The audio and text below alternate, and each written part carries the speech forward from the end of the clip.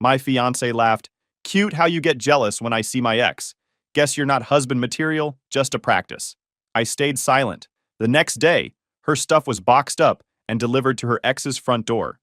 Hey Reddit, I, 32 male, have been running commercial builds in Houston for 6 years. My fiancée Sienna, 31 female, works in pharmaceutical sales and has been living in my house for 3 years. Not renting, not on paperwork, just there, which mattered later.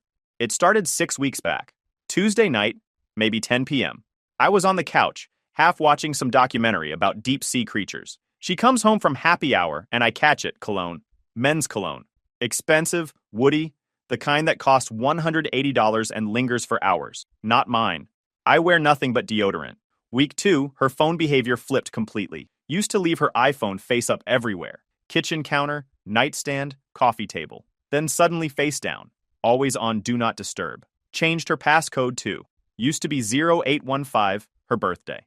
I noticed because she fumbled it one morning and had to try 3 times to get in with the new code. Little things that add up. Then the showers started. For 3 years, Sienna showered in the morning, like clockwork. 6:45 a.m. every single day. Then she starts showering the second she walks through the door. Every time she comes home late. Before taking off her shoes, before petting Murphy, before saying hello, straight to the bathroom. 15 minutes minimum. I'm not paranoid. I'm observant. There's a difference. Week 2, I started a spreadsheet. You track concrete pours and equipment schedules for a living, you can track a cheating fiancé. Logged every late night, every dinner with Kendra, every time she came home smelling wrong. Timestamps, notes, patterns. Patterns emerged fast. She was seeing him Tuesdays and Thursdays consistently. Weekends when I had site inspections, she'd suddenly have errands that took 4 hours. One Saturday, I was supposed to be at a job in Katy all day. Came home early because the inspector canceled. Her car was gone. She didn't get back until 6 p.m. Said she'd been at Target and the grocery store all afternoon. I checked the Target receipt she left on the counter that night. Time-stamped 5:34 p.m. 30 minutes of shopping doesn't take 4 hours. The other 3.5 hours went somewhere else. I started checking the mileage on her Lexus. She claimed she went to Kendra's place in Sugarland for dinner one Thursday. Kendra lives 18 miles from our house. Checked the odometer before she left and after she got back. Sienna's car showed 67 additional miles. Sugarland and back, 36 miles max. Where'd the extra 31 miles go? Week 3, I did something I'm not proud of, but won't apologize for either. She left her MacBook open while she took a bath. Bathroom door closed, music playing. Same Apple ID as her phone. Messages sync automatically unless you disable it. She hadn't disabled it. Found a thread labeled, Dr. Hammond, urgent. The contact photo was blank. No face, no name saved properly. The messages were definitely not about pharmaceutical orders. Miss what we had. Can't stop thinking about last weekend. When are you free again? She's asleep. Wish you were here instead. That last one was from her. Time-stamped 1:47 a.m. on a Saturday. I'd been in bed 2 feet away. Thought she was scrolling Instagram. I took 43 screenshots. Every message going back 4 months. Some from when we were actively shopping for wedding venues. Messages sent while she sat across from me at dinner, pretending to check work emails. One message stopped me cold. Can't wait until this is over and we can be together for real. His response, soon. Just play it cool until after the wedding. Then we'll have the payout. The payout. They were planning to marry me. Wait 6 months or a year. File for divorce and split assets. Texas is a community property state. My house, which I bought outright before we met, would potentially be on the table depending on how they played it. A long con with a white dress and open bar. I kept scrolling. Found a message from 3 weeks back where he'd sent his address.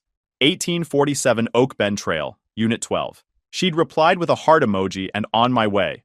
I saved that one too. Checked Google Maps. Distance from our house to 1847 Oak Bend Trail, 15.4 miles. One way, round trip with a stop in Sugarland as cover. The mileage math worked out perfectly. Saved them all to an encrypted folder on my personal laptop. Cleared the search history on her MacBook. Closed the laptop exactly how she'd left it. Angled the same way. Same apps in the dock. From that moment, I was already gone. She just didn't know it yet. The next 3 weeks were pure reconnaissance. I started tracking patterns even more carefully. What nights she claimed to be with her work friend Kendra. What times she got home. I cross-referenced everything against Kendra's Facebook posts. Turned out Kendra was pretty active on social media. Half the nights Sienna said they were at dinner, Kendra was posting from home with her kids. Photos time-stamped 7 p.m., 8 p.m., 9 p.m. Clearly not at any restaurant. The lies were sloppy. That's what bothered me most. She wasn't even trying hard. Like she assumed I was too stupid or too trusting to connect the dots. Or maybe she just didn't care anymore. Maybe she'd already mentally checked out and was just going through the motions until the wedding. Either way, I had my answer. So there I was, Thursday night, watching her in the TV reflection, running through my exit strategy one more time. I already knew she was cheating, had the evidence locked down, timeline documented, plan mapped out. I just needed one more thing before I executed. How was dinner with Kendra? I asked. Casual. Even. Totally normal question. She'd texted earlier saying she was grabbing sushi with her work friend. Same lie she'd used at least 8 times in the past month. She didn't look up from her phone. Good. Where'd you go? That place on Westheimer, near the Whole Foods. The lies came out smooth as glass. No hesitation, no tell. She'd been practicing this for months, probably longer than I even suspected. I wondered how many times she'd sat across from me, smiled, kissed me goodnight, all while planning her exit with someone else. Interesting, I said. Left it hanging there. Then I went for the throat. Weird, though. Kendra posted about an hour ago. She was at home making Halloween costumes with her daughters. Posted like 6 photos, time-stamped and everything. Looked pretty domestic. I watched her reflection in the TV. Caught that micro-freeze, the split second before her brain kicked into damage control. Her thumb stopped scrolling. Her shoulders tensed slightly. Most people, when caught lying, will scramble, make excuses, try to explain, say they meant a different Kendra, or got the days mixed up. Sienna didn't. She just looked at me, slowly, deliberately, with this expression I'd never seen before. Cold, almost amused. Like a mask had slipped and I was finally seeing what lived underneath. So? She said. I wasn't with Kendra? The room went dead quiet. Murphy lifted his head from his dog bed, sensing the shift in energy. Who were you with? She smiled. Not a nice smile. The kind of smile people make when they're about to twist the knife and they want you to see them enjoying it. Garrett, my ex. She said it like she was reading a grocery list. We've been seeing each other again. Reconnecting. Getting back what we should have never lost. I said nothing. Just looked at her. What? She tilted her head, studying me like I was something under a microscope. You gonna cry? Throw a tantrum? Storm off like some emotional little boy? Still nothing. She laughed. That condescending rich girl laugh I'd heard her use on waiters and customer service reps. Oh my God, this is pathetic. You're really just going to sit there? No big dramatic reaction? I took a sip of my water, set it down carefully on the coaster, looked her straight in the eyes. She was waiting for something. Tears, anger, begging. The stuff she'd probably rehearsed responses to in her head. The playbook everyone follows when they get caught. Keep going, I said. I'm listening. That threw her off. She wanted fireworks. Instead, she got ice. Fine. She leaned forward, warming up now, really getting into her performance. You want the truth? Here it is. You're not husband material. You were never husband material. You're a project manager who thinks he's going somewhere. You drive a truck. You smell like sawdust half the time. You come home with concrete dust on your boots. A project manager, I corrected, making $140,000 a year, who owns his house outright. No mortgage. But continue. Her face flickered. That wasn't in her script. Whatever. The point is, your practice, a placeholder, someone to keep the bed warm until something real came along. And guess what? It did. Garrett. Yes, Garrett. He's a financial advisor. He wears suits to work. He knows how to network at charity events without looking uncomfortable. He has a future. You have what? Blueprints and dirt under your fingernails? I nodded slowly. Interesting. How long? Does it matter? Humor me. She shrugged. 4 months. Ever since we ran into each other at that charity thing in River Oaks, the one you didn't want to go to because you had to be up early for a concrete pour. Remember? You made me go alone. The Children's Hospital fundraiser. Yeah, that one. We got talking at the bar. Remembered why we worked so well together in college. Started meeting up for coffee, then lunch, then other things. She laughed again. And honestly, it was so easy. You never suspected a thing. I'd tell you I was with Kendra, and you'd just believe me. Like a puppy. So trusting. I see. That's it? I see? She stood up, frustrated now. God, even now you're boring. You can't even fight back properly. This is exactly why Garrett and I work. He's passionate. He takes what he wants. You just accept things. I stood up too. Looked down at her. I've got 4 inches on her. You done? I what? Is there anything else you want to say? Any other speeches you've rehearsed? Because I've got things to do tomorrow. And if you're finished performing, I'd like to get some sleep. Her face went from triumphant to confused to angry in about 3 seconds. Performing? I'm telling you, I've been sleeping with my ex for 4 months, and you're acting like I just told you I bought the wrong brand of coffee. Noted. Thanks for the honesty. Good night. I grabbed my pillow off the couch. Where are you going? To sleep. You can have the bedroom. I'll take the couch. That's it? You're not even going to fight for me? I stopped, turned around, looked at her one more time. Fight for you? Sienna, you just told me I'm practice. That you've been running around behind my back for a third of a year. That I smell like sawdust and don't have a future. And you want me to fight for that? Nah, I'm good. Sleep well. She stood there sputtering as I stretched out on the couch. I could feel her staring at me, waiting for the explosion that wasn't coming. Your silence is frustrating me. The words hung in the air. I let them sit. Didn't defend myself. Didn't argue. She wanted a reaction. That's what this whole performance was, bait. She wanted me to scream, to beg, to break down so she could feel powerful, so she could tell herself she was the one ending things, that she was in control of the narrative. I gave her nothing. The second you give them the emotional response they're fishing for, you've handed them the ammunition. They get to be the victim. They get to tell everyone how crazy you acted. They get to justify everything they did because look how he reacted. She huffed, annoyed that I wouldn't play along. Whatever. She stood up, grabbed her phone. I'm going to bed. When you're ready to act like a man about this, let me know. She walked to the bedroom, slammed the door hard enough to rattle the framed Astros jersey on the wall. I just sat there, remote in one hand, phone in the other. Murphy came over and put his head on my knee. She'd admitted it, put it on record. That's all I needed. I grabbed my pillow, stretched out on the couch, and spent the night running through logistics, not sleeping, planning. By 4:30 a.m., I had the entire operation mapped out. Not the emotional revenge fantasy where you scream and destroy things and feel worse after. The cold kind, the surgical kind, the kind where you remove someone from your life so efficiently that by the time they realize what happened, it's already over. Her alarm went off at 6:30. I heard her moving around in the bedroom, shower running, hairdryer, closet doors, the normal routine like nothing had happened, like she hadn't just blown up 3 years in one conversation.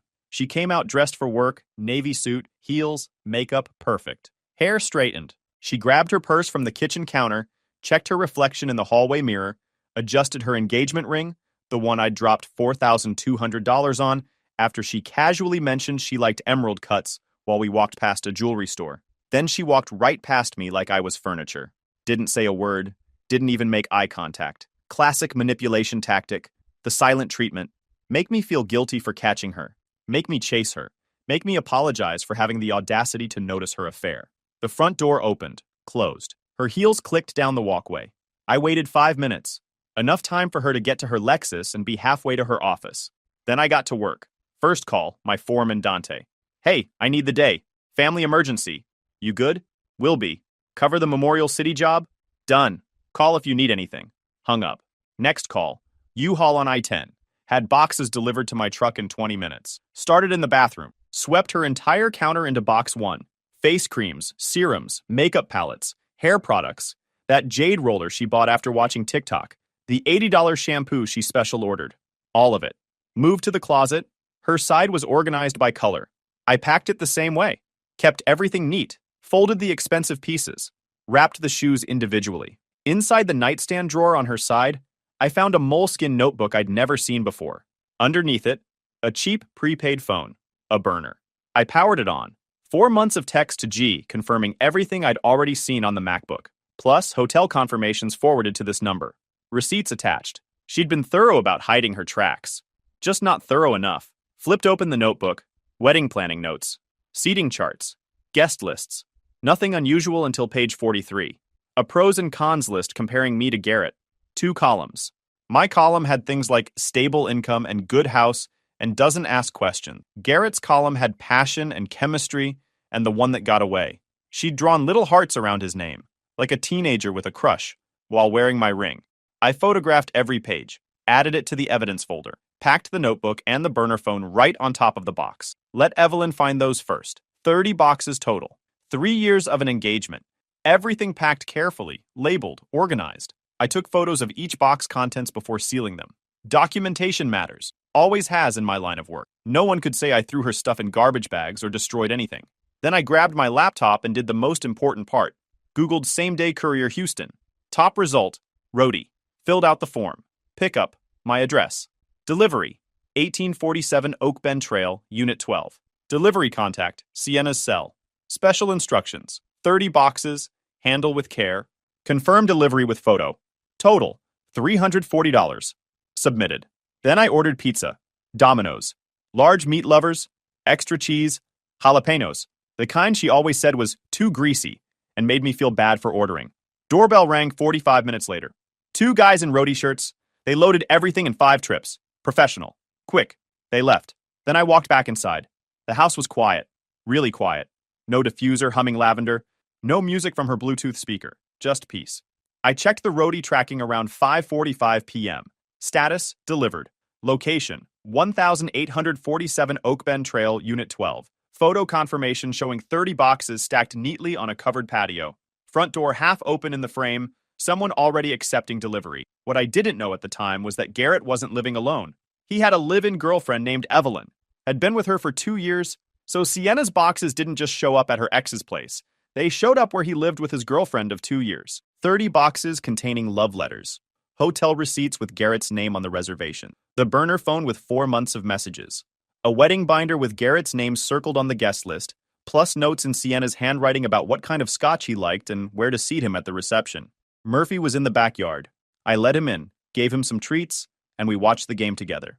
Astros versus Rangers. Peace and quiet in my own house. My dog Murphy. I adopted him from Houston SPCA right after I bought the house. Chipped in my name. Vet bills on my card going back 4 years. Adoption paperwork in my email. This becomes extremely relevant.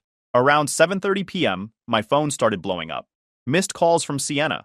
Voicemails. Texts flooding in one after another. Where is everything? Answer your phone. This is insane. You can't just take all my things? Am calling the police? You're a psycho. Where did you put my stuff? I didn't respond. Just saved everything. Screenshots. Timestamps. Then around 8:15 p.m., I heard a car pull into the driveway. Fast.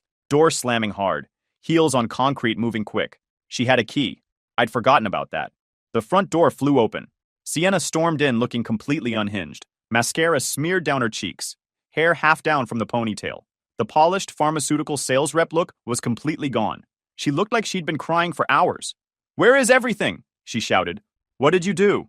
I was sitting on the couch with Murphy, remote in hand. Didn't stand up. Your belongings were professionally delivered to you this afternoon. 30 boxes, full insurance, photographic confirmation of safe arrival. Delivered where? 1847 Oak Bend Trail, Unit 12. Her face went white. You sent my stuff to Garrett's? You said you were reconnecting. Figured you'd want your things close by. His girlfriend was home. She went through everything. There were love letters in those boxes. She found the burner phone. She knows everything now. Sounds like a personal problem. Her whole body tensed. I could see her processing it, running the math. Everything she'd hidden for 4 months. Every secret, every lie, every burner phone message, sitting in cardboard boxes in Evelyn's living room. The woman she didn't know existed until 5 minutes ago now had the full picture. She started pacing. Wild energy, hands shaking. Then her eyes landed on Murphy, who was sitting next to me with his tail tucked, sensing the tension.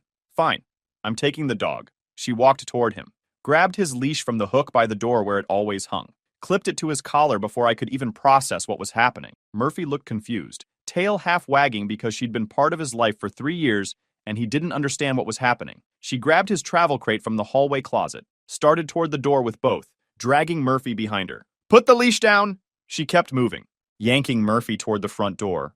He was resisting now, confused, looking back at me. Dogs know when something's wrong. I stood up, positioned myself between her and the exit, not touching her, just standing there, blocking the doorway. Put the leash down. He's my dog too. I've been taking care of him for 3 years. I'm the one who walks him when you're at work. He's chipped in my name. Vet bills on my card. SPCA adoption paperwork has my signature. He stays. She tried to push past me. I didn't move. She yanked Murphy's leash hard, trying to pull him toward the door. He whimpered. Get out of my way, Sienna. Let go of the leash. She stepped backward, still pulling. Murphy was digging in now, all 4 paws braced against the hardwood, not wanting to go with her. She took another step back toward the stairs that led down to the foyer, 3 steps down to the landing. Then she lost her footing. I watched it happen in slow motion. Her heel caught on the lip of the top step. She stumbled backward, arms windmilling, reaching for something to grab. The leash flew out of her hand as she went down. She tumbled down 3 stairs, Not the whole flight, just 3. Landed on her back on the landing with a thud. I didn't touch her. Not once. Didn't reach out. Didn't grab. The cameras got all of it. She lay there for a second, breathing hard. Then she sat up, looked at me, and her entire expression changed. He pushed me. She said it loud, clear, like she was performing for an audience that wasn't there. You pushed me down the stairs. I didn't say anything, just looked at her. She grabbed the hoodie that was draped over the railing, a gray one she'd left there weeks ago, and pressed it against her forehead. There was no blood, maybe a small bump from where she'd hit the wall on the way down. But she was holding that hoodie against her head like she was trying to stop arterial bleeding, pressing hard, making a face like she was in serious pain. You're going to jail for this, she said. Domestic violence. Assault. You're done. She pulled out her phone, dialed 911, put it on speaker so I could hear everything. 911? What's your emergency? My fiancé just pushed me down the stairs. I'm bleeding from my head. I need help. This is domestic violence. Please send someone. She gave them the address, the whole time pressing that hoodie to her head like it was a battlefield triage situation. Real tears streaming now, voice shaking perfectly. When she hung up, she looked at me with this smug expression, like she'd just won the whole game. I pulled out my own phone, called 911. Hi, there's been an accident at my residence. A woman fell down some stairs. She may have hit her head. I'd like to request an ambulance to check her out. Sienna's face flickered. She wasn't expecting me to call for help too. Wasn't expecting me to sound calm. What are you doing? She hissed. Making sure you get checked out.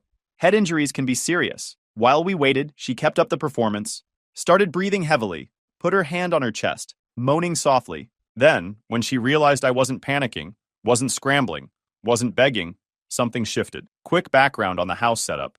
About 2 years ago, after some tools got lifted from one of my job sites, I got paranoid about security. Insurance adjuster said my premiums would drop if I had cameras, so I installed a ring system. Doorbell cam. 2 interior cameras in the living room and kitchen, 1 in the garage. The living room camera had a clear view of the stairs leading down to the foyer. Never thought twice about them after installation. They just ran in the background, uploading to the cloud, motion-activated recordings stored for 30 days. Peace of mind I forgot I had until I needed. And that's what she didn't think of. Her eyes went unfocused. Her breathing got shallow and fast. And then she just kind of crumpled, slid down against the wall, eyes closed, limp, adrenaline dump, panic attack. Or the performance was escalating because the first act wasn't getting the reaction she wanted. Either way, she was on the floor now, making it look like she'd passed out. I stood at the top of the stairs, watched from a distance, didn't approach, didn't touch her. Murphy was beside me, whimpering, confused. Cops showed up first, 2 officers. They came in already tense, hands near their belts. Domestic call. They treat those serious. They're trained to. One officer went immediately to Sienna, who had miraculously regained consciousness and was now crying softly while still pressing the hoodie to her completely uninjured forehead. The other officer approached me. Sir, I need you to step outside with me. Happy to. But first, I need to tell you something. I have interior cameras, ring system plus 2 indoor cams. Everything that happened in this house tonight is recorded and backed up to the cloud, including her falling by herself while trying to take my dog. The officer's expression changed slightly. You have footage? Living room camera covers the stairs. Got everything. I can pull it up right now on my phone. They separated us. Standard procedure. EMTs arrived a few minutes later. They checked Sienna's head thoroughly. No laceration. No concussion symptoms. Pupils equal and reactive. Minor bump. Probably wouldn't even bruise. She refused transport to the hospital. The officers huddled together outside for a minute, talking low. Then the senior one came back to me. You said you have footage. Can we see it? I pulled it up on my phone, opened the Ring app, pulled up the recording from the living room camera, time-stamped 20 minutes earlier, handed it over. The video was crystal clear. Her grabbing the dog leash, clipping it on, me blocking the door, her stepping backward while yanking the leash, her heel catching on the step, her falling down 3 stairs entirely on her own. No contact whatsoever. My hands never touched her. Then her sitting up and immediately saying, "He pushed me." The officer watched it twice, then showed it to his partner. They replayed the fall 3 times. The younger officer let out a low whistle and shook his head. Didn't say anything. Didn't have to. Sir, do you have documentation of dog ownership? I pulled up the SPCA adoption paperwork on my email. The microchip registration from home again, showing my name and address. 4 years of vet bills from Banfield Pet Hospital, all on my credit card. Screenshot after screenshot. She doesn't live here? She was a guest. No lease agreement. Not on any utilities. Not on the deed.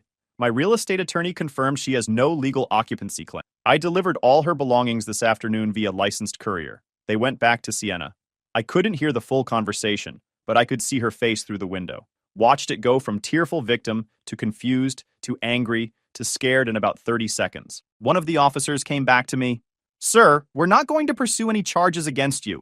The footage clearly shows she fell on her own. There was no contact. We've advised her that filing a false police report is a crime in Texas, and that attempting to take your registered property, including the dog, could result in charges against her. I nodded. Appreciate it. We're going to ask her to leave the premises. Do you want us to stay while she gathers any remaining personal items? Everything of hers was already delivered to another address this afternoon. 30 boxes. She doesn't have anything here anymore. Sienna was escorted out by the officers. No cuffs. Just a firm suggestion that she leave immediately and not return without law enforcement present. She stopped at the doorway, looked at me with pure hatred. Makeup completely ruined now. Hair a mess. The hoodie still clutched in her hand. I looked back. Then I reached into my pocket and pulled out her engagement ring. I'd noticed it on the landing after she fell. Must have slipped off when she hit the floor. Picked it up while the officers were talking to her outside. I held it up so she could see it. The emerald cut catching the porch light. Didn't say anything dramatic, just put it back in my pocket. Her face crumbled. We're done, I said. The officers walked her to her car. I watched from the doorway until she drove off. Waited until her taillights disappeared around the corner. Then I closed the door. Locked it. Deadbolt and chain. Murphy came running up, tail wagging now that the tension was gone. I scratched behind his ears. Good boy. Not going anywhere, buddy. The house was quiet. Finally quiet. The fallout happened fast, but I stayed out of most of it. From what I pieced together through mutual friends, Garrett's girlfriend Evelyn had gone through all 30 boxes that afternoon. Found the love letters, handwritten ones from Sienna, talking about their future together. Found the hotel receipts with Garrett's name on the reservations for rooms booked on Tuesday and Thursday afternoons. Found the burner phone with 4 months of messages planning their reunion. Their 2-year relationship ended that night. Evelyn apparently posted everything on Facebook before blocking Garrett. Screenshots of the messages, photos of the receipts, a detailed timeline of the affair, tagged both of them. Their entire social circle saw it before either of them could do damage control. Mutual friends started picking sides. Most of them picked Evelyn. Evelyn had called Garrett screaming while he was still at work. He came home to find his stuff being thrown into boxes. Neighbors heard everything. Someone in the complex called the apartment office about the noise. But here's where it gets interesting. Garrett panicked, tried to do damage control, reached out to Sienna saying they needed to cool things off until everything blew over. Said it was too hot right now, and they should lay low for a few months. Sienna, who had just been publicly humiliated and escorted out of my house by police officers after trying to fake an assault, did not take that well. She started texting him constantly, calling at all hours, showing up at his apartment building. Garrett's response? He blocked her number, changed his locks, told the front desk not to let her up. The guy who was planning to run a divorce scam with her, who she'd burned her engagement for, who she'd called her real future, just ghosted her the second things got complicated. I found out through mutual friends that Garrett and Evelyn actually got back together about a month later. Evelyn took him back. Don't ask me why. They moved to Austin together shortly after. Fresh start away from the mess. Sienna ended up back at her mom's house in Katy. Lost her apartment deposit because she couldn't afford it on her own. Had to explain to her entire family why her engagement ended and why 30 boxes of her belongings had been delivered to her affair partner's apartment. I didn't pursue any lawsuits. Didn't need to. The natural consequences were brutal enough. Sold the engagement ring 2 weeks later. Jeweler in the Heights gave me $2,800 for it. Less than I paid, but more than it was worth to me sitting in a drawer. Put the money toward a new grill for the backyard. Murphy approved. Last I heard from the friend group, she was working retail at some department store in the Galleria. Entry level, commission-based. Starting over at 31 with a gap on her resume, she couldn't explain honestly. 6 months of peace. Murphy and I settled into a routine. Morning runs before work. Evening walks around the neighborhood. Weekends at the dog park. I took on a new project at work. 12-story mixed-use building downtown.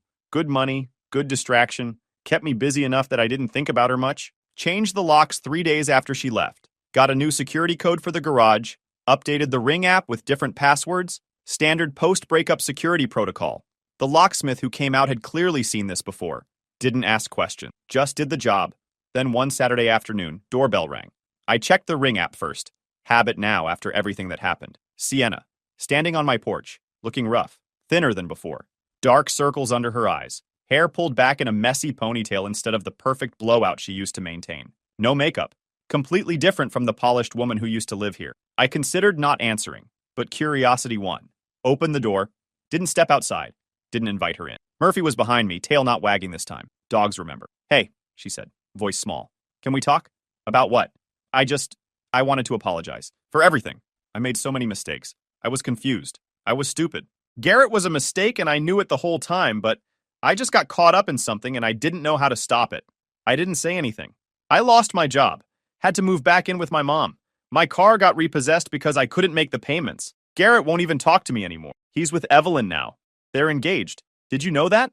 He's marrying her. She waited for a reaction. Sympathy, maybe. Some sign that I cared about her suffering. I've been thinking about us a lot. About what we had before I messed it all up. We were good together, weren't we? Before everything, we could try again.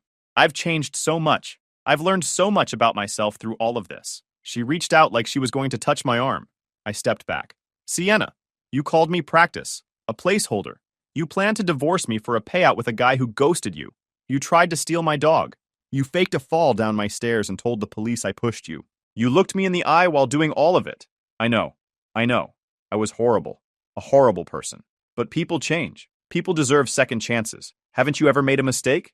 I looked at her for a long moment. She had this desperate hope in her eyes. The look of someone who's run out of options and is trying to backtrack to the last safe place they remember. No. What? No. You don't get a second chance. Not here. Not with me.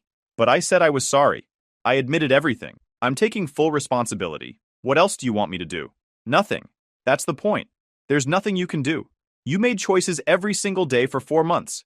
These are the consequences. I'm not your backup plan. I was never your backup plan. I was just convenient until something better came along. Her face crumbled. Tears started. Real ones this time, I think. Hard to tell with her. Please, I have nowhere else to go. I can't do this alone. My mom is driving me crazy. I have no money. No job. No future. Everything fell apart.